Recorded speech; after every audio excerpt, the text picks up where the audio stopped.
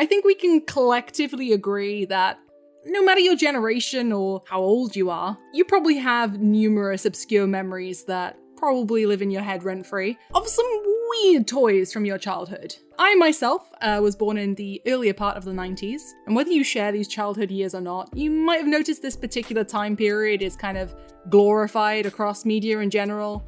And you know what? It's actually pretty accurate. It was a great time to be a kid, not gonna lie. And for me, being an only child with not so many friends, it meant that toys were super important to me. So yeah, obviously, I've got a load of wacky stories to tell, and that's exactly what I'm gonna do. So buckle up. In the back of this car in particular, rewind that VHS copy of Disney's Hercules for the 78th time, grab yourself some Tom and Jerry tin spaghetti. It's time to take a trip back to the late 90s. Oh hey, how you doing? It's time for a sponsor, and that sponsor is my merch. Unfortunately, this cardigan isn't part of the deal, so let's get rid of that. Meow. But yeah, take a look at this. I really like it. And I also have this mug, which I actually just had to wash because I've used it so many times. Of course I was gonna make a mug. Have you seen how much tea I drink? It's me.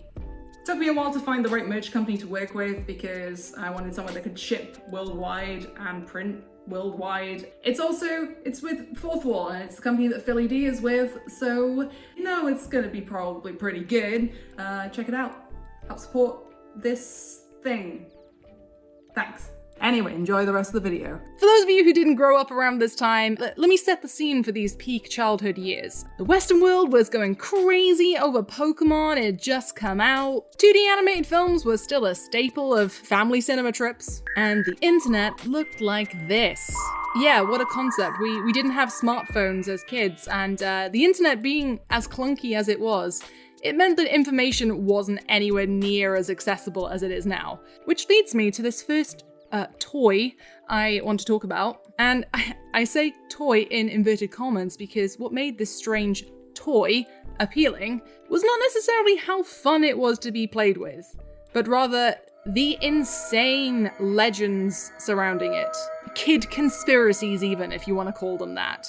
If you know, you know, and if you don't know, I'm gonna talk you through it so you can live vicariously through my eyes as a child. I am, of course, talking about these alien eggs, or alien birth pods. God, what is it about the 90s? Like, birthing toys are a big thing, and also slime, and this combined the two. So these toys came out in, I think, 1999, and my god, did they take the playground by storm. These were banned from school. Of course they were. Allow me to describe to you in graphic detail how wonderfully grotesque these little things were. So you'd get a plastic egg, 3 to 4 inches tall. It would pop open, it was like a hard shell, and inside you would be the proud owner of a gooey, jelly-like alien fetus.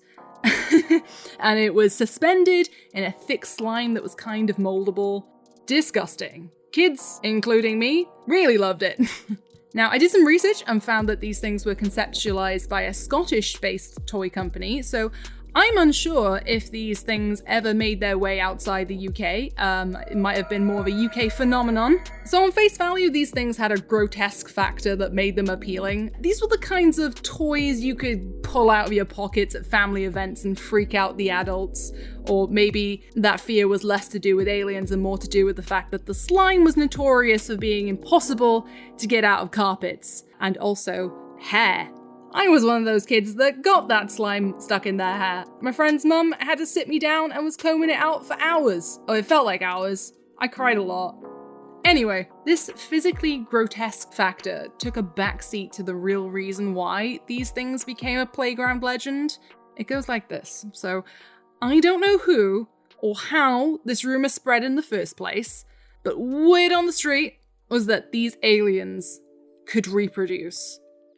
There would have always been some kid on the playground that swore by an account from their cousin's friend that their alien pod definitely gave birth to another alien. Oh my gosh, your cousin's friend? How could it not be 100% factually accurate?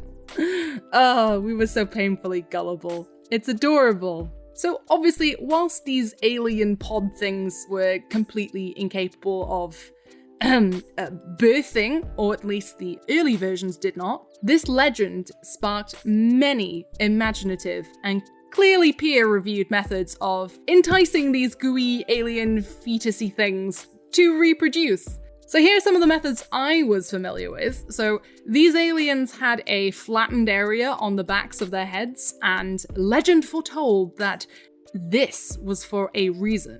Word on the kids' street was that if you'd lay two aliens back to back with the flat bits of their heads connected and kind of stuck together, this would lead to your alien becoming capable of spawning its own spawn.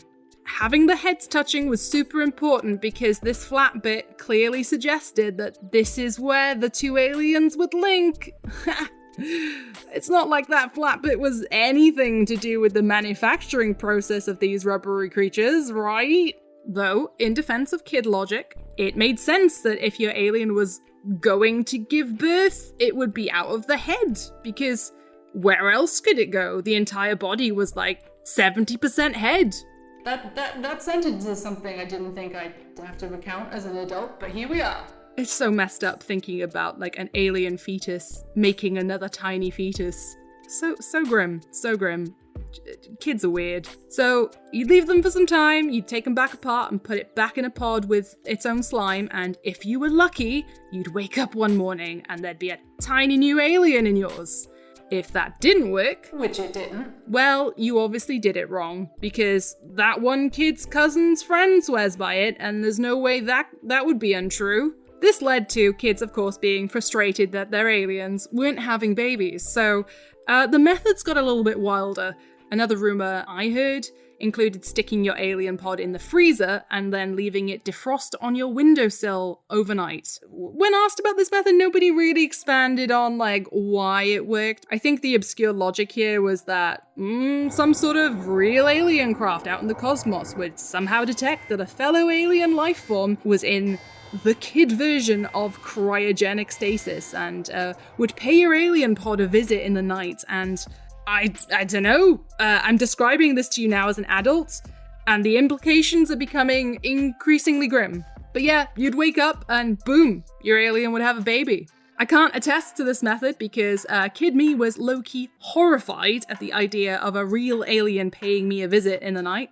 I'd occasionally catch my dad watching those alien abduction and UFO shows on TV late at night, and from the bits I saw as a kid, it scarred me enough to know that I didn't want to willingly invite those terrifying things to my bedroom window at night. No, thank you. Anyway, there are a few other methods, like I've heard about soaking your alien in milk, which is gross, like whatever. But it usually came to a point where kids realized that, for whatever reason, it wasn't working. And perhaps it was out of desperation to achieve maximum bragging rights or securing a legendary status on the playground by becoming that kid who managed to get their alien to reproduce. You know, that kid that everyone talks about that nobody actually knows. Or maybe it was just due to sheer impatience and kids being little weirdos, but yeah, kids started cutting them open.